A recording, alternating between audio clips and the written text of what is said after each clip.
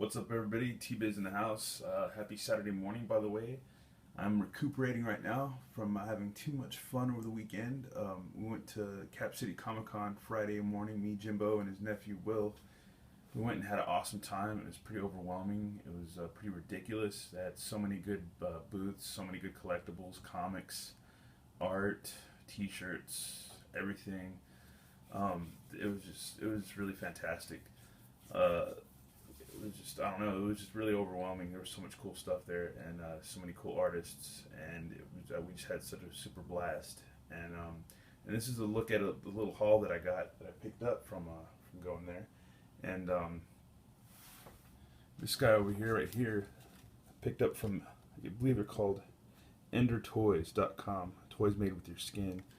And I guess it's your skin from like, I guess Minecraft and stuff like that, but let's look at their business card. Anyhow, and I picked up a Minecraft Spidey because I don't really play this game. I've got some friends or their kids that play it and stuff like that, and I've seen a lot of people, play it online, and I've seen a lot of videos and stuff like that on it.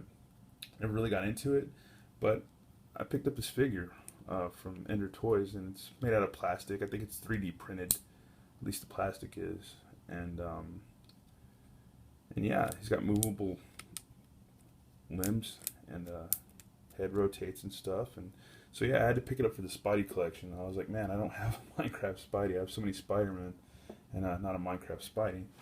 And so there's so many booths with collectibles, but I found me I guess a Nemesis Enforcer, which was cool because I like this guy. Always have, always will.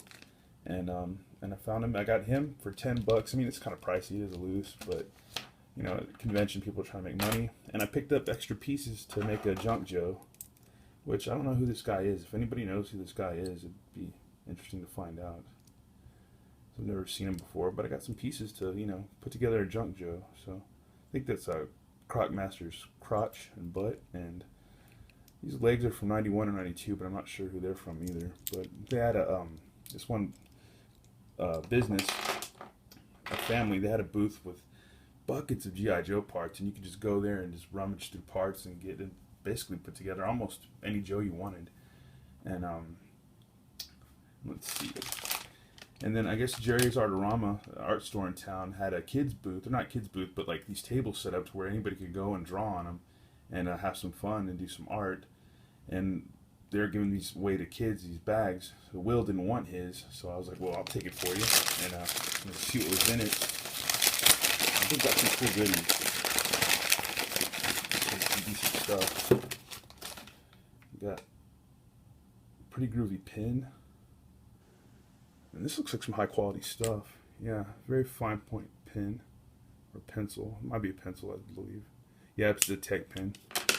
Let's see. A pencil.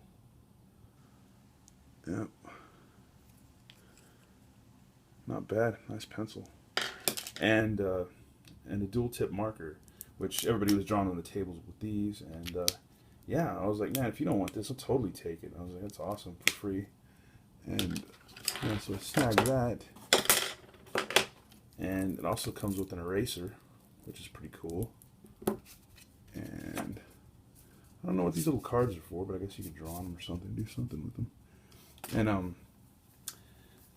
And as far as comics go, I picked up 2 comics. I went to the Merritt Michaels booth, and he had tons of Deadpool art and tons of Deadpool work and comics and stuff. But I picked up this, I guess this knockoff Deadpool comic that he's done, and he autographed it for me, which was cool.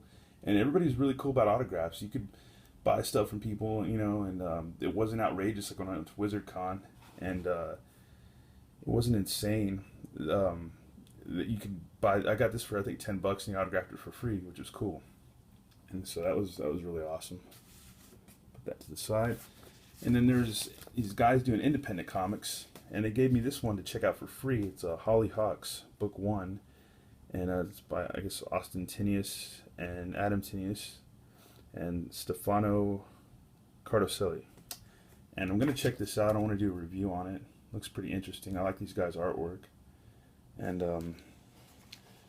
then they gave me another thing that goes with it. It's I don't know if it's a bookmark or just a bracelet, but it's called Rad in Time, and I guess it's about these cavemen that find a time machine and go I guess back in time or through time, and it sounds pretty interesting. And I think you can go online and read it.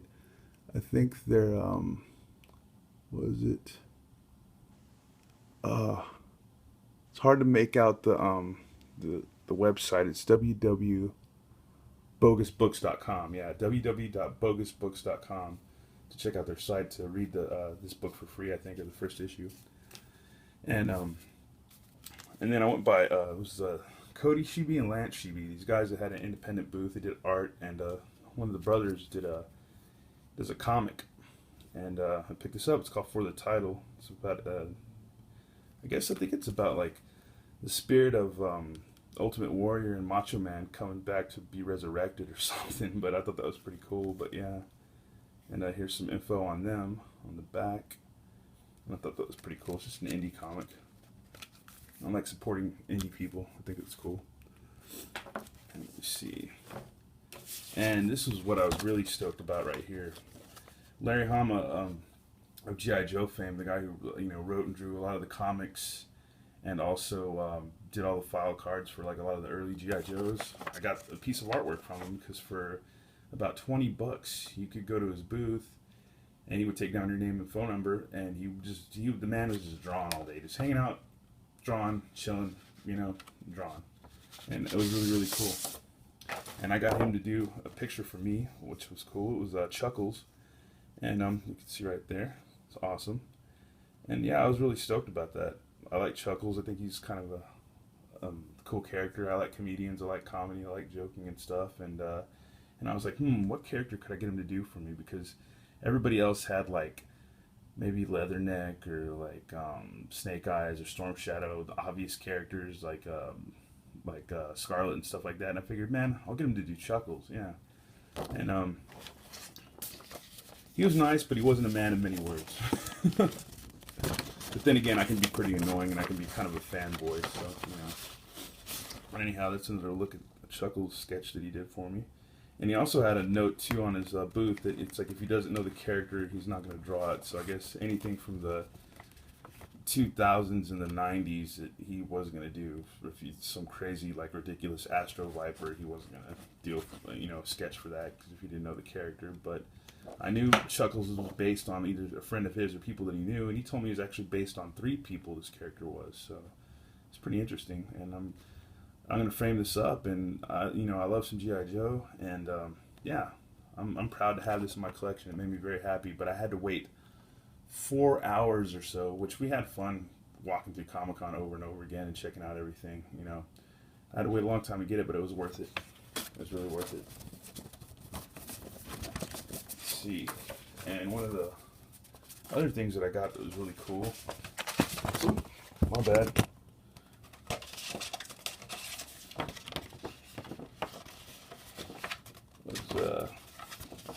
Dave Dorman was there, the artist who's done like, if you've ever read the Dark Empire graphic novel, yeah, Dave Dorman was there, and I got him to do a piece for me. Not a piece, but I bought a print from him, and I got it autographed for T-Biz right there, Dave Dorman. So yeah, that was really, really cool, and I like this book. This was a good graphic novel, and yeah, I'm gonna frame this up and hang it up, and it's stoked to have it. Very, very stoked to have it. And that's pretty much it for my haul. It was very small, very minor, because it's just, I don't know, it's very expensive at Comic-Con. Very, very expensive. And I also picked up, I went by a Toy Dojo booth and got their little card, and they're really cool. And I suggest going to this site if you like Transformers or knockoff Transformers or independently made bots. These guys have some awesome, awesome stuff. Really, really good stuff. And I also have a video posted of their booth, so check that out. And that's almost about it. And then also a shout out to Twindom, which was pretty cool. They do 3D scans of your body, and you can also get a figure or a statue made of yourself. And I went and did that. So hopefully, when I get enough money together, at least over $100, I'm gonna I think they're based in Houston, and and I'm gonna have my own T-Biz figure, which is gonna be awesome. And yeah, it was just, I don't know, it was a blast. So much neat stuff, so much cool stuff. It was probably better than the WizardCon ever was. I mean, even though Jimmy was like, "Oh, WizardCon was pretty cool," we went in 2012, but I had so much fun. So hopefully, if I go to WizardCon this next year, maybe it'll be just as good. I don't know, but for just being Texas, Austin City, Cap City it was good. But anyways, thanks for watching, thanks for subscribing, and hope you guys have a good one. Peace.